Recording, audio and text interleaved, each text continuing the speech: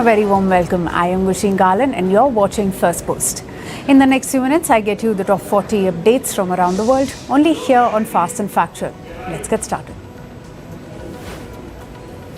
We begin with the Maldives. India's Prime Minister Narendra Modi arrived in capital Mali. He is on a two-day visit. Prime Minister Modi received a grand welcome from President Mohamed Muizzu and senior ministers. The Indian diaspora in Maldives celebrated his arrival with cultural performances and traditional dances. Prime Minister Modi will attend Independence Day celebrations on July 26 as guest of honor. Prime Minister Modi will also hold bilateral talks with President Muizzu in areas like infrastructure development, defense cooperation and economic connectivity. India has successfully test-fired a drone-launched precision missile. It is called the ULPGM-V3. The trial was conducted by the Defence Research and Development Organisation or DRDO at the National Open Area Range in Kurnool city.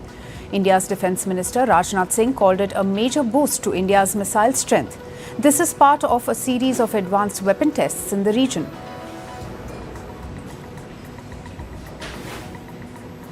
Thailand's army released a video showing drones bombing a Cambodian military depot near their shared border. The footage also showed one drone catching fire mid-air. For the second day, Thailand and Cambodia exchanged heavy artillery fire in the worst conflict in over 10 years. At least 14 Thai civilians and a soldier have died.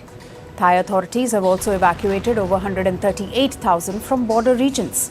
Bangkok says it's open to peace talks even with Malaysia as a mediator, but Cambodia hasn't responded yet. At least 7 people were killed and over 100 were injured in an explosion at an ammunition depot in Syria's Idlib province. Multiple blasts occurred at the weapons and ammunition warehouse belonging to the Turkestan Islamic Party. It is an Uyghur-dominated group active in the Idlib region. Rescue workers responded quickly, recovering bodies, treating the wounded and putting out fires. The explosions come after recent sectarian clashes between the Druze minority and Bedouin tribes in the city of Sweda. Iran is meeting with diplomats from Germany, France and Britain in Istanbul to restart nuclear talks. The meeting comes after a deadly Israeli strike in June halted earlier negotiations.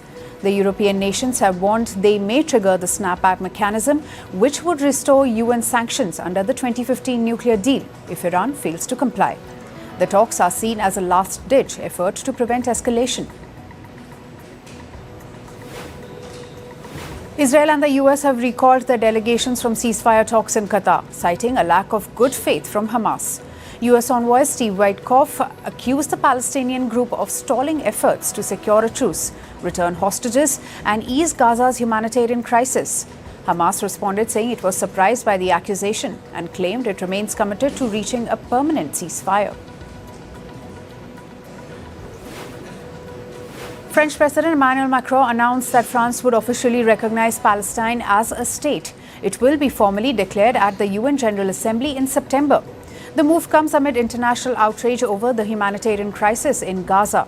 Israel denounced the decision, calling it dangerous and counterproductive. Over 140 countries already recognize Palestinian statehood.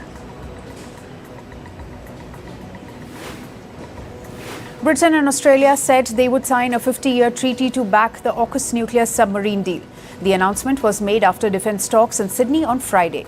The move came as the US began reviewing AUKUS under President Trump's America First policy. However, Australia said it had already contributed over $1 billion to support US submarine production. Under the 2021 AUKUS deal, Australia was to acquire at least 3 US submarines within 15 years. Hong Kong police issued arrest warrants for at least 19 overseas activists on Friday. They were accused of violating a national security law imposed by Beijing in 2020. Police offered bounties of over $25,000 for 15 of them. According to reports, the activists were linked to a group called the Hong Kong Parliament. The case marked the largest number of overseas warrants issued under the law so far. And the Indian government has banned over 20 OTT platforms, including Hulu, Alt and Desi Flix, for streaming obscene content. Internet service providers have been asked to block access to these platforms. The move aims to stop the streaming of sexually explicit material, which violate IT laws. On to climate news now. In the US, over 5 people were rescued after flash floods hit parts of New Mexico on Thursday. Heavy rain made the Ruidoso River rise over 12 feet, trapping cars and homes. Over a dozen were evacuated as muddy waters swept through the southern county. According to the Weather Service, the area near Ruidoso remains under a flood advisory. In the Philippines, over thousands were forced to evacuate after Typhoon Komay hit the northern part of the country. Heavy rain and strong winds caused flooding and landslides in Luzon Island. People were rescued from Thai deep water in multiple provinces. However, the storm weakened into tropical storm by Friday morning. Officials warned residents to stay alert as flood waters continued to rise. In southwestern Greece, at least 4 wildfires are actively burning. The wildfires have damaged houses and triggered evacuations of residents. Hundreds of first responders and over 30 aircraft were deployed to tackle the blaze. The wildfires spread amid severe drought and temperatures nearing 43 degrees Celsius in the region. In West Asia, wildfires in Cyprus and Turkey killed at least 12 people. Turkish authorities have been trying since the past 4 days to contain the fire, with 6 fires still active. Strong winds and extreme heat made conditions worse in both the countries. China and the European Union issued a joint climate statement in Beijing. Authorities called for stronger emission cuts and more use of green technology. Both sides backed the Paris Agreement, which aims to limit global warming below 2 degrees Celsius. They also called for strong commitments and action plans for the upcoming COP30 summit in Brazil. On to business and tech news now. Asian shares eased from highs earlier today, with Japanese markets retreating from a record peak as investors locked in profits ahead of a crucial week, which includes President Trump's tariff deadline. Japan's Broad Topics Index pulled back 0.7%, while the Nikkei slipped 0.5% from Thursday's one-year high. Meanwhile, the US dollar gained against the Japanese yen after bouncing off a 2-week low. US regulators approved the $8.4 billion merger between Paramount Global and Skydance Media. The Federal Communications Commission approved the merger in a 2-1 partisan vote, allowing the transfer of CBS television station to Skydance, led by tech executive David Ellison. This came after Paramount had recently paid $16 million to settle a lawsuit filed by President Trump over CBS News coverage.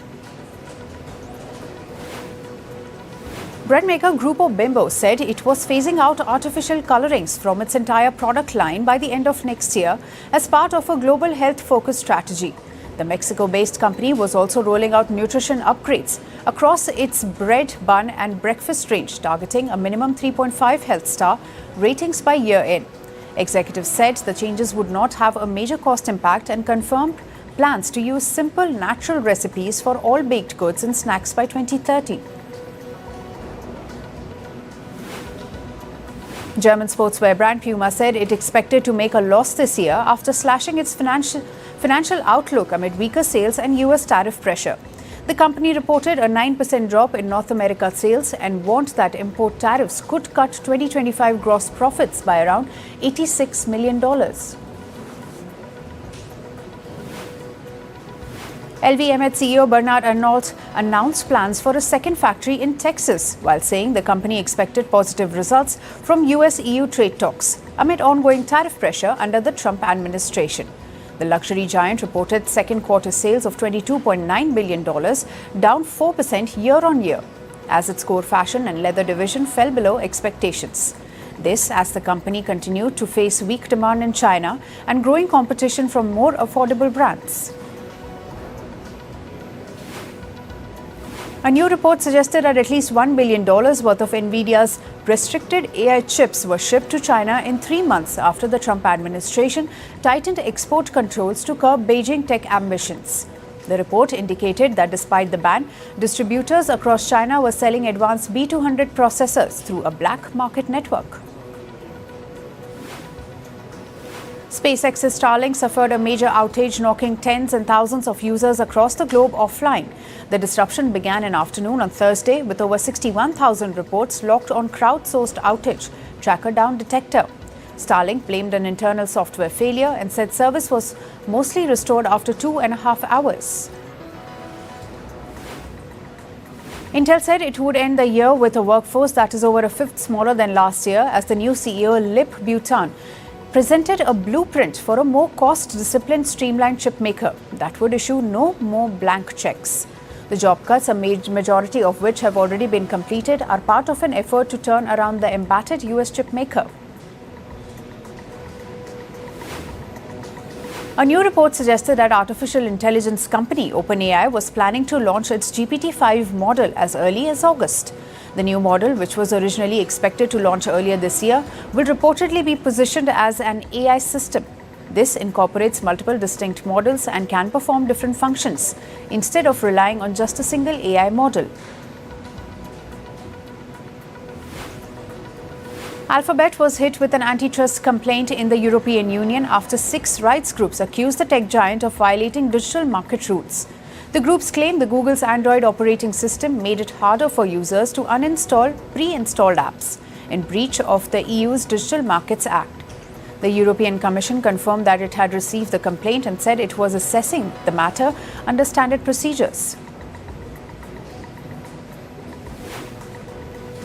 Moving to sports, today we begin with chess. India's Koneru Humphrey has qualified for FIDE Women's World Cup 2025 final. She defeated China's Lei Ting-Jie in the semi-finals tie-breaks. Humphrey's win has set up an all-Indian final as she will face another Indian player, Divya Deshmukh. Trump has signed an executive order directing his cabinet to develop a plan aimed at preserving college sports opportunities. It will prevent college athletes from becoming professionals. The order has set out guidelines for preserving athletic scholarships. It also prohibits schools from permitting athletes to accept third-party pay-for-play payments. In cricket, the Indian Cricket Board, or the BCCI, is all set to host the upcoming Asia Cup T20 tournament in the United Arab Emirates. The official announcement is reportedly expected in a few days.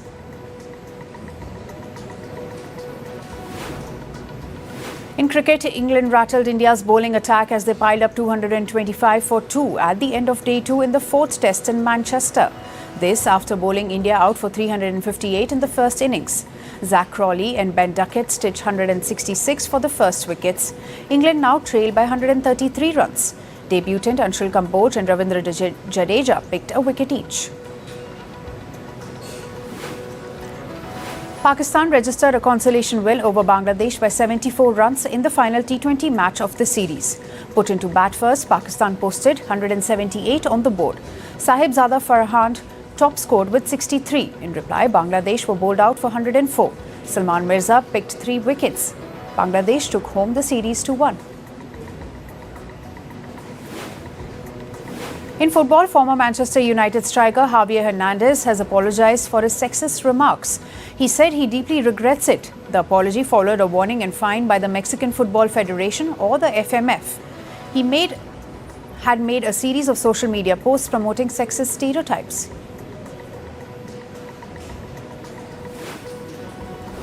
In tennis, Britain's Emma Raducanu is through to the quarterfinals of the women's singles at the Washington Open.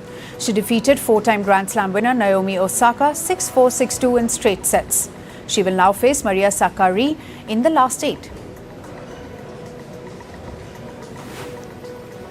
In badminton, India's Unnati Hooda pulled out of the biggest win of her career. She defeated 2-time Olympic medalist PV Sindhu 21-16, 19, 21, 21-13 in China's open round of 16. The match lasted for 76 minutes. In basketball, Kansas Jayhawks coach Bill Self was admitted to the hospital. He had 2 stents inserted. According to Kansas officials, he was escorted to a hospital after he felt unwell and experienced some concerning symptoms during practice. The 62-year-old has been guiding the Jayhawks since 2003. A Canadian court has acquitted former players of the 2018 World Junior Ice Hockey team. They were accused of sexually assaulting a woman that year. The charges stemmed from an encounter in a hotel room in the Canadian city of London after the team's World Junior Championship victory. The charges were made against Michael McLeod, Alex Fomentin, Dylan Dube and Carter Hart and Cal Foote. And finally, in entertainment news, wrestling superstar Hulk Hogan has died at the age of 71. Florida police say Hogan-born Terry Jane Bollea suffered a cardiac arrest Thursday morning. He was treated by emergency crews but passed away at the hospital. Hogan, known for popularizing Hulkmania and bringing wrestling into the mainstream in the 1980s. Rapper Glorilla, whose real name is Gloria Woods, was arrested on drug charges after police responded to a burglary at her Atlanta home last weekend. Though the rapper was away, 3 suspects allegedly broke into her house and fled after someone fired shots. During the investigation, police found a large amount of marijuana and other substances. Glorilla later surrendered and was released on bond. Fashion's fiercest boss is back. Meryl Streep has been spotted filming The Devil Wears Prada 2, reprising her iconic role as Miranda Priestly. Videos show her rocking the signature icy blonde hair and dramatic wardrobe. The sequel is currently in production, and social media is already buzzing about the return of the stylish and sharp-tongued editor. Nickelodeon has unveiled the first visuals of Avatar 7 Havens. It is a new animated series set after the legend of Korra. The story centers on twin earthbenders, one of whom is revealed to be the new Avatar. But in the post-apocalyptic world, the Avatar is seen as a threat, not a hero. The series teased at San Diego Comic-Con promises action, mystery, and the rich elemental lore fans love. And space survival film Apollo 13, starring Tom Hanks and directed by Ron Howard, will return to theatres in IMAX this September for its 30th anniversary. The re-release will feature the full-length version for the first time in IMAX format. Originally released in 1995, the Oscar-nominated film tells the gripping true story of NASA's near-disastrous moon mission and the heroic efforts to bring the astronauts back safely.